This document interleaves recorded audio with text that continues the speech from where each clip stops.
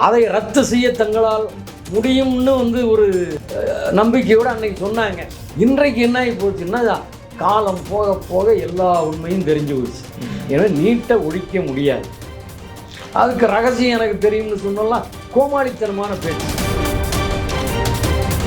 ஆட்சிக்கு வந்த பிறகு 3 மாதம் என்ன சொல்கிறாரு பிடிஆர் பழனிவேல் தியாகராஜன், பழைய பென்ஷன் திட்டத்தை கொண்டு வர முடியாதுங்கிறாங்க.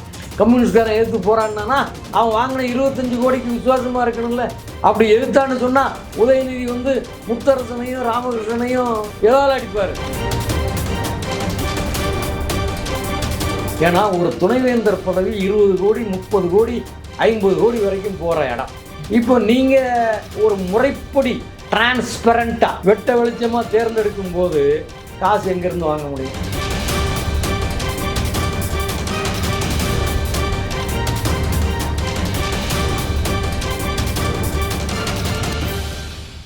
நீட் தேர்வு நாங்கள் ஆட்சிக்கு வந்த உடனே முதல் கையெழுத்தாக நீட்டு தான் நாங்கள் ரத்து பண்ணுவோம் அப்படின்னு சொல்லி உதயநிதி ஸ்டாலின் அவர் சொன்னதெல்லாம் பார்த்துருக்கோம். ஆனால் சட்டமன்றத்தில் முதல்வர் ஸ்டாலின் சொல்கிறாரு, நாங்கள் இதுக்கு மேலே அதாவது ஒப்புக்கொண்டு விட்டார், எங்களால் ரத்து செய்ய முடியல, மத்தியில் இந்தி கூட்டணியிலேருந்து வந்தால் தான் ஆட்சிக்கு வந்தால் தான் முடியும் அப்படின்னு சொல்லியிருக்காரு. உங்களோட பார்வை என்ன?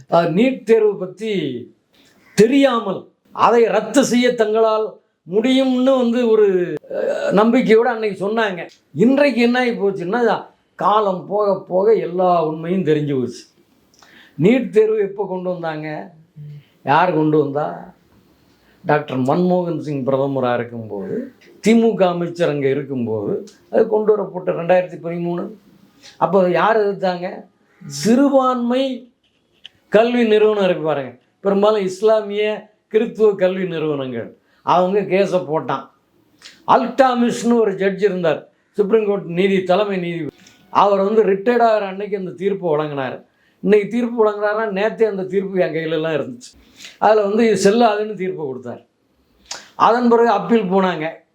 2016 உச்சநீதிமன்றத்தில் 5 நீதிபதிகள் அடங்கிய அமர்வு, 5 ஜட்ஜி பெஞ்சு, கான்ஸ்டிடியூஷன் பெஞ்சு, சாதாரண பெஞ்சு இல்லை, கான்ஸ்டிடியூஷன் பெஞ்சு ஒரு தீர்ப்பு கொடுத்துச்சு. என்ன தீர்ப்பு கொடுத்துச்சுன்னா, நீட்டு செல்லும்.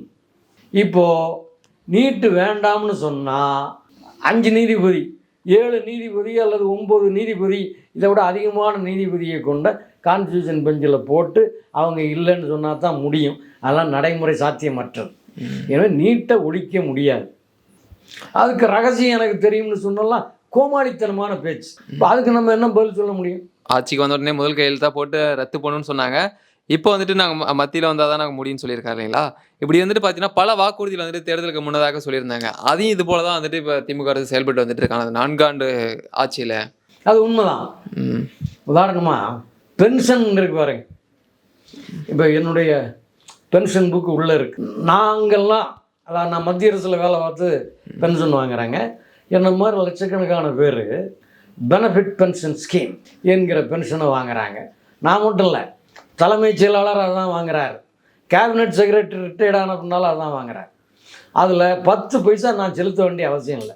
பப்ளிக் எக்ஸ்செக்கர், அதான் கவர்மெண்ட் எக்ஸ்செக்கர் அந்த பணத்தை எங்களுக்கு கொடுத்துருவார். மாதம் எனக்கு வரும்.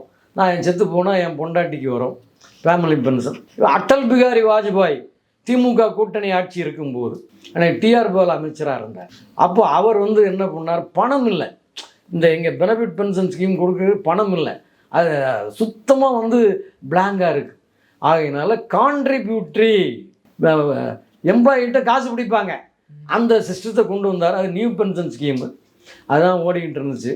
இன்றைக்கி மோடி ஒன்று கொண்டு வந்திருக்காரு, யூனிஃபைடு பென்ஷன் ஸ்கீம். அது நியூ பென்ஷனோட பல மடங்கு பெட்டர். அது இவங்க என்ன பண்ணாங்க, திமுககாரங்க ஒரு தேர்தல் வாக்குறுதி, டிஆர் பாலு அமைச்சர், தியாகராஜன், பிடிஆர் பழனிவேல் தியாகராஜன், ஆனால் கனிமொழி அம்மா, இவங்கெல்லாம் போட்டு அந்த இதில் என்ன சொன்னால், நாங்கள் பழைய பென்ஷனை கொண்டு வந்துடுவோன்னு வாக்குறுதி கொடுத்தான். கொண்டு வந்தானா ஆட்சிக்கு வந்த பிறகு 3 மாதம் என்ன சொல்கிறாரு பிடிஆர் பழனிவேல் தியாகராஜன், பழைய பென்ஷன் திட்டத்தை கொண்டு வர முடியாதுங்கிறாங்க. கம்யூனிஸ்ட்காரன் எதிர்த்து போராடினானா அவன் வாங்கின 25 கோடிக்கு விசுவாசமாக இருக்கணும்ல. அப்படி எதிர்த்தான்னு சொன்னால் உதயநிதி முத்தரசனையும் ராமகிருஷ்ணனையும் எதாவது அடிப்பார் சொல்லுங்கள். அதனால் அவன் கண்டுக்காமல் இருந்தான், தொழிலாளிக்கு துரோகம் பண்ணான். இன்றைக்கி என்ன சொல்கிறாங்க, அவன் மீண்டும் பழைய பென்ஷனை கொண்டு வரணும்ல, கொண்டு வாங்க. ஏன் கொண்டு வரல? அப்போ ஏன் வாக்குறுதி கொடுத்தீங்க? அப்போ மன்னிப்பு கேளுங்க. ஏன் நாங்கள் தெரியாமல் சொல்லிட்டோம், நீட்டை பற்றி எனக்கு அவ்வளோவா தெரியாது, நான் எங்களால் பண்ண முடியும்னு நினச்சேன், இப்போ முடியலைன்னு தெரியுது, என்னை மன்னிச்சிருங்க, இன்னும் மன்னிப்பு கேட்கணுமா இல்லையா? சட்டமன்றத்தை கூட்டி ஒரு தீர்மானம் போடணுமா இல்லையா? அது மாதிரி புது பென்ஷன் ஸ்கீமுக்கும் அப்படி தான். இது இவங்க எந்த வாக்குறுதியை நிறைவேற்றினாங்க சொல்லுங்கள்? யுஜிசி துணைவேந்தருக்கான விதிமுறைகளை பார்த்தீங்கன்னா ஸ்டாலின் அவர்கள் வந்துட்டு தீர்மானம் நிறைவேற்றிருக்காங்களே, உங்களோட பார்வை என்ன? எதற்காக இந்த மாதிரி ஒரு எதிர்ப்புலேயே இருக்காங்க மத்திய அரசு கூட திமுக அரசு? அதாவது opposition for the sake of opposition, எதிர்க்க வேண்டும் என்பதற்காகவே எதிர்ப்பு, அது அர்த்தமற்றது. இப்போ பல்கலைக்கழக துணைவேந்தர் அவங்க எதிர்க்கிறதுல ஒரு நியாயம் இருக்குது. ஏன்னா ஒரு துணைவேந்தர் பதவி 20 கோடி 30 கோடி 50 கோடி வரைக்கும் போகிற இடம். இப்போ நீங்கள் ஒரு முறைப்படி டிரான்ஸ்பரண்ட்டாக வெட்ட வெளிச்சமாக தேர்ந்தெடுக்கும் போது காசு எங்கேருந்து வாங்க முடியும்? இன்றைக்கி யூஜிசி விதி என்ன சொல்லுது? டிராஃப்ட் ரூல்ஸ் இன்னும் சட்டமாகலை, நீ பிப்ரவரி மாதம் டைம் கொடுத்துருக்கான், உங்கள் கருத்தை சொல்லலாம். அதில் என்ன சொல்கிறான், ஒரு நல்ல இன்ஸ்டியூஷன், அதாவது ஹையர் எஜுகேஷனல் இன்ஸ்டியூஷனில் 10 ஆண்டு காலமாவது பேராசிரியராக இருந்திருக்கணும், அவர் தான் துணைவேந்தருக்கு எலிஜிபிள். இது எலிஜிபிள் கண்டிஷன். இல்லைன்னு சொன்னால் ஒரு இண்டஸ்ட்ரியில் அல்லது பப்ளிக் செக்டாரில் அல்லது பொதுவாக திட்டமிடுகிறதில்ல, அதில் வந்து ரொம்ப சிறப்பான கல்வி தகுதியோடு ஒரு சிறப்பான பங்களிப்பை செஞ்சுருக்கணும் என்று சொல்கிறேன். இதுக்கு முன்னால் அகாடமிக்கு மட்டும்தான். இப்போ என்னென்னா இண்டஸ்ட்ரியில் இருந்தும் வரலாம். இப்போ உதாரணமாக உங்களுக்கு சொல்கிறேனே, இப்போ நம்ம நந்தன் நிலக்கேணி ஞாபகம் இருக்கா உங்களுக்கு?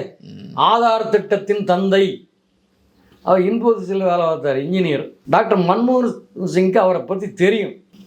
அவரை போய் கூப்பிட்டு வந்தார். எப்பா நந்தன் இங்கே வா, இந்த ஆதாரை கொஞ்சம் ரெடி பண்ணு. இன்னும் பொறுப்பை கொடுத்த உடனே ஆதார் திட்டம் சக்ஸஸாக முடித்தார். இன்னை வரைக்கும் ஆதார் நிற்கிது இல்லைங்களா? யோசிச்சு பாருங்கள். அப்போது அந்த நந்தன் நிலக்கேணியை நீங்கள் ஏன் வந்து ஒரு பல்கலைக்கழக துணைவேந்தராக போடக்கூடாது? போட்டால் என்ன உங்கள் கையில் குஷ்டம் பிடிக்குதா? ஆனால் காசு வாங்க முடியாது, 20 கோடி 30 கோடி கேட்க முடியாது. ரகுராம் ராஜன் அவன் எந்த ஐஏஎஸ் ஆஃபீஸரு? இன்னும் ஒரு ஐஏஎஸ் ஆஃபீஸராக தானே போடுவேன். சக்திகாந்த தாஸை போட்ட அவர் என்ன பொருளாதார நிபுணராக? கிடையாது, ஐஏஎஸ் ஆஃபீஸரு. அவரை கொண்டு போட்டிங்க. இப்போ யார் இடையில டாக்டர் மன்மோகன் சிங் என்ன பண்ணார்? ரகுராம் ராஜன். இப்போ அவரை ஒரு துணைவேந்தராக போடுங்க, என்ன தப்பு? இந்தியாவில் சட்ட பல்கலைக்கழகம் நேஷ்னல் லா யூனிவர்சிட்டி மட்டும் 25 யூனிவர்சிட்டி இருக்குங்க. யாரை போடுறீங்க? ஒரு வக்கீலை தானே போடுவீங்க, சட்டம் முடிக்காத ஆளை போட முடியுமா? இப்போ நான் சொல்கிறேன், மகேஷ் ஜெத்மலானின்னு ஒருத்தர் இருக்கார், ராம் ஜெத்மலானி மகன், ஃபேமஸ் லாயர். அவரை கொண்டு துணைவேந்தராக போடுங்க. அவர் எந்த கட்சியும் சாராதவர்னு வச்சுக்குவோம். நான் சொல்கிறதெல்லாம் எந்த கட்சி சார்ந்த ஆளுக்காக நான் பேசலை. அவர் கட்சி சார்பற்றவராக இருக்கும் பட்சத்தில் நீ மகேஷ் ஜெத்மலானியை போடுங்க, நந்தன் நிலக்கேணியை போடுங்க, எங்கள் டெலிகாமினுடைய தலைவர் சாம் பித்ரோடாவை போடுங்க. நான் சொன்ன ஆட்கள்லாம் காங்கிரஸ்காரங்க தான். யோசிச்சு பாருங்கள், அது இவங்களாம் போட்டால் என்ன தப்பு? 1960 70 என்ன பண்ணுவாங்க தமிழ்நாட்டில்? தமிழ் பண்டிட்டு தூக்கி போட்டுருவாங்க. தேப்போ மீனாட்சி சுந்தரனார், டாக்டர் மு வரதராசனார், டாக்டர் வாசுப மாணிக்கனார் எல்லாம் தமிழாசிரியர்கள். அவங்க தான் துணைவேந்தராக இருப்பாங்க. அன்றைக்கு தமிழாசிரியர் தான் அறிவாளி என்று தவறாக நினைக்கக்கூடிய போக்கு இருந்தது. அவங்க இன்றைக்கி ஏன் அதை நந்தன் நிலைக்கேணிக்கு கிட்ட டாக்டர் மூவா நிற்க முடியுமா? யோசிச்சு பாருங்கள். ஏன் அவர் கையில் கொடுங்க. எனவே அகாடமிக்காகவும் கொடுங்க, இப்படியும் கொடுங்க. இது 1960 உள்ள சட்டத்தை மாற்றக்கூடாது, நான் மாறுதலுக்கு எதிரானவன் சொன்னால் நீங்கள் பிரயோஜனம் இல்லை. உங்களை வைத்து இந்த நாடு முன்னேற முடியாது. காலத்துக்கேற்ப மாறணும். இன்னும் எங்கே தொட்டாலும் கம்ப்யூட்டர் வந்தாச்சு, செயற்கை நுண்ணறிவு வந்தாச்சு. மிகப்பெரிய கணினி நிபுணரை நீ கொண்டு போடணுமா இல்லையா? விசியா வைஸ் சான்சலரா நீ அதை போடணும். அதை விட்டு போட்டு எனக்கு எவன் காசு தருவானோ, அவனுக்கு தகுதி இருக்கோ இல்லையோ. அதனால் நான் புதிய இந்த இதை நான் வரவேற்கிறேன். இன்னொன்று இதில் கல்வி சார்ந்த விஷயம்லாம் நிறைய இருக்குது. இப்போ அதெல்லாம் நம்ம பேச ஆரம்பித்தோம்னா அதெல்லாம் வரவேற்கக்கூடிய அம்சம்தான். இப்போ பல பேர் நான்லாம் வேலைக்கு சேரும்போது சில பேர் டிகிரி டிஸ்கன்டினியூ பண்ணிட்டு வந்தாங்க. அதுக்கப்புறம் திரும்ப அவனால் முடிக்க முடியல. அதுக்கப்புறம் என்ன செய்ய முடியும், அப்படியே போச்சு. இன்றைக்கி என்ன பண்ணுறான், ஒரு வருஷத்தோடு நீ படிப்பு முடிச்சுக்கிறியா, சர்டிஃபிகேட் கோர்ஸ். 2 வருஷத்தில் டிஸ்கன்டினியூ பண்ணிட்டியா, டிப்ளமா கோர்ஸ். 3 வருஷம் படிக்கிறியா, ஃபுல் டிகிரி வாங்கிக்க. 4 வருஷ டிகிரி கோர்ஸ் இருக்குது, ஆனர்ஸ் கொடுக்குறான். இது மாணவர்களுக்கு நல்லது. இன்னொன்று என்னென்னா, இப்போ நான் +2ல் வந்து மேத்ஸ் எடுத்திருக்கேன். அதனால் நான் பிஎஸ்சி டிகிரியில் நான் என்ன பண்ண முடியும், மேத்ஸ் மேஜர் எடுக்க முடியும். இப்போ என்ன சொல்கிறான், நீ மேத்ஸ் எடுக்காட்டாலும் பரவாயில்ல, எக்கனாமிக்ஸ், ஹிஸ்ட்ரி, லிட்ரேச்சர் எடுத்திருந்தா கூட நீ வந்து அங்கே காலேஜில் போய் பிஎஸ்சி மேத்ஸ் எடுக்கலாம். அதுக்கு ஒரு டெஸ்ட் வைப்பான், அது பாஸ் பண்ணியாச்சு. ரைட்டு, நல்லது தானே. இப்படியும் படித்து தான் பாஸ் பண்ணணும்.